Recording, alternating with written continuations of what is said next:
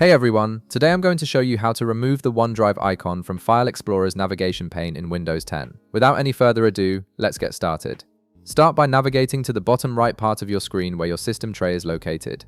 From here, you'll see the OneDrive icon. Click on it and a small OneDrive window will slide up. This is your quick access panel for OneDrive, where you can manage your cloud storage settings and view recent activity.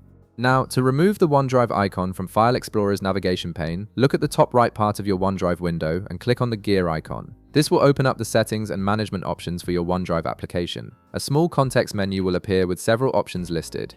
From this list, click on Settings. This will open the full OneDrive settings window, where you can control how OneDrive behaves on your computer and manage your account preferences. Once the OneDrive settings window appears, navigate to the left-hand menu and click on the Account option. This section displays all the Microsoft accounts currently linked to OneDrive on your PC. Within the Account option, you'll see your Microsoft account listed with details about your sync status and storage usage. Look for and click on the Unlink this PC option. This is the key step that disconnects OneDrive from your computer. When you click this, you'll automatically be signed out from OneDrive, which removes the OneDrive icon from your File Explorer navigation pane. It's important to note that your files remain synced in the cloud after this process. Unlinking your PC doesn't delete anything from your OneDrive cloud storage, it simply removes the local connection. If you wish to proceed using OneDrive again in the future, you can simply sign back in with your account, and everything will be restored just as it was before. And that's it.